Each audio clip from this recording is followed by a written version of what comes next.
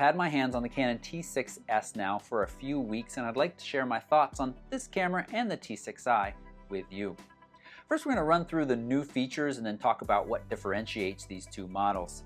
First up, new 24 megapixel sensor in here, modest improvements in resolution, low light performance, a step forward, nothing groundbreaking, and dynamic range remains about the same. We do have a seriously improved autofocusing system now with 19 cross-type focus points. Cross-types means that higher accuracy focus points, and with 19 we've got good coverage across the frame. I've always found one of the strengths of the Canon Rebel series and Canons in general to be autofocus, and these Rebels continue that trend. We also have an upgraded autofocusing system in live view. It is now the version 3 of this hybrid AF system. Not quite the dual pixel of the 70D, but I see noticeable improvements over the T5i and T4i in live view focusing.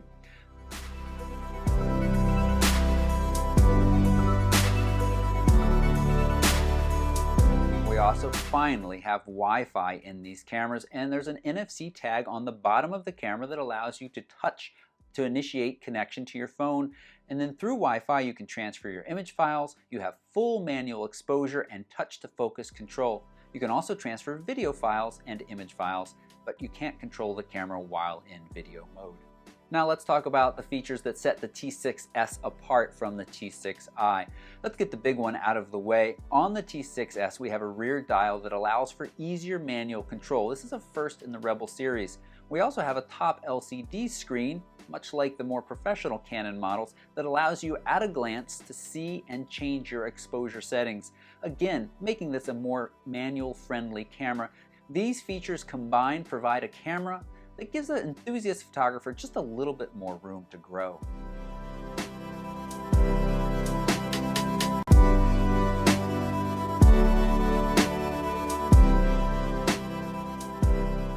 The T6s also offers AF servo in live view. This allows you to track and keep in focus a moving subject when shooting in live view. It does slow down your shooting, and you know that usefulness is somewhat limited because if you really want to track a moving subject, you should be using AI servo in the viewfinder for a much faster, more capable focusing system.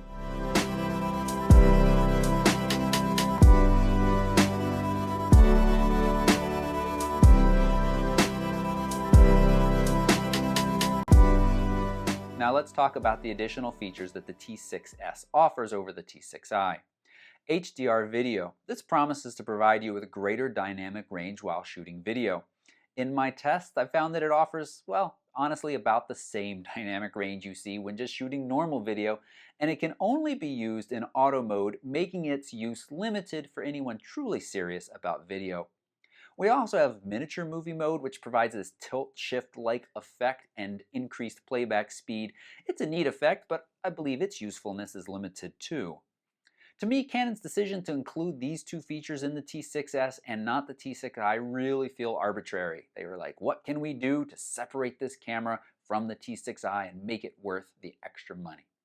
Well, we do have some more useful features that separate the two, and those are horizontal level and an anti-flicker mode. The anti-flicker mode was first seen in the 7D Mark II, and when enabled, it's going to provide a more consistent and better exposures when shooting under fluorescent lights. Two areas in which I feel Canon has really missed the mark with these cameras.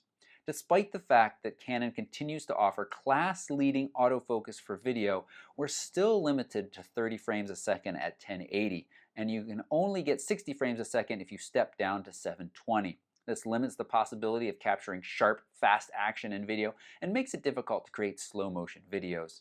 Additionally, despite going to a slightly larger body, we still have battery life that has not kept up pace with its peers and offers just about 400 shots per charge. If you're wondering whether you should upgrade from the T4i or the T5i to the T6i, the short answer is no. I see no real compelling reason to upgrade. Sure, you get slight improvements in image quality and live view autofocusing is better, but if your goal is to be a better photographer, a lens will take you further and be a better investment. On the other hand, the Canon T6s could be a worthwhile upgrade for you if you seek the feel of a more professional camera with easier access to manual control in a Rebel body.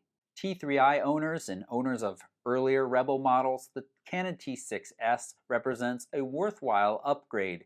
You have the touchscreen LCD and a host of other features that we've been mentioning in this video. What if you own a Canon 60D? Should you upgrade to the Canon T6s? Well, on one hand, upgrading will give you access to that touchscreen and smooth live view focusing system. You still have the top LCD in the rear dial, but you are making a lot of sacrifices in battery life, the bigger, brighter viewfinder of the 60D. It also offers a faster maximum shutter speed, faster flash sync speed, and generally, I think for many of you, it's going to feel like a downgrade, and the 70D is really the camera that you should consider upgrading to.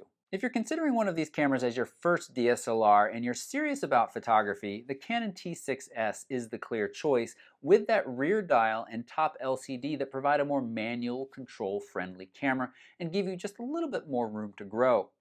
If you just want better image quality, the T6i provides that, but I really think that you'd be better off considering something like the Sony a6000 mirrorless camera that offers the same image quality, a huge feature set, and a smaller package that also will save you a lot of money. I have a full review of that linked at the end of this video. If you're considering the Canon T6s or the 70D offers some compelling advantages, including that bigger, brighter pentaprism viewfinder, weather sealing, a faster frames per second with 7 versus 5, 1/8,000th of a second top shutter speed versus 1/4,000th on the Canon T6s, double the battery life, and the ability to shoot small, medium, or full-size RAW images. If you're looking to shoot faster action stills or achieve a very cinematic-like focusing quality during video, the Canon 70D really is probably a better camera for you. However, if you want a friendly introduction to the world of DSLRs in a smaller, lighter package while still providing that manual-friendly control, the T6s is the answer. If you're considering the Nikon D5500 or the T6s, the D5500 really offers some advantages.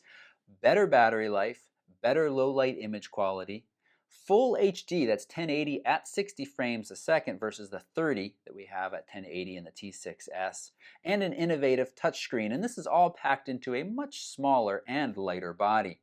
Now, the advantage of the T6s is it's more ergonomic with easier access to that manual control, and you get that smooth and silent autofocusing system, especially during video, and a much improved Wi-Fi system over Nikon's limited options.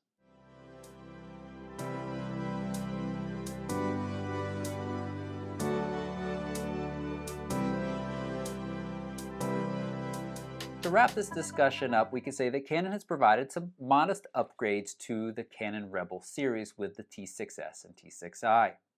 We have an excellent autofocusing system with 19 cross-type focusing points, the class-leading live view autofocusing system, and that's all wrapped up in this ergonomically manual control-friendly body when we're talking about the T6s. Unfortunately, these cameras still have subpar video features limited to just 30 frames a second at 1080, and they've also got really poor battery life. If you're looking to upgrade from an earlier Canon model, the T6s provides a good feature set and will allow you to continue to use those Canon lenses you own. But if you're thinking about buying your first DSLR and are serious about photography, again, this is a decent choice because, again, it offers that manual control at this price point in a really friendly package. However, if you're just looking to upgrade for better image quality, you might want to consider something like the Sony a6000. It's going to offer just as good image quality, if not better, in a much smaller and cheaper package. If you appreciated this review, take a moment to hit that thumbs up button. That's an easy way to thank me for my time.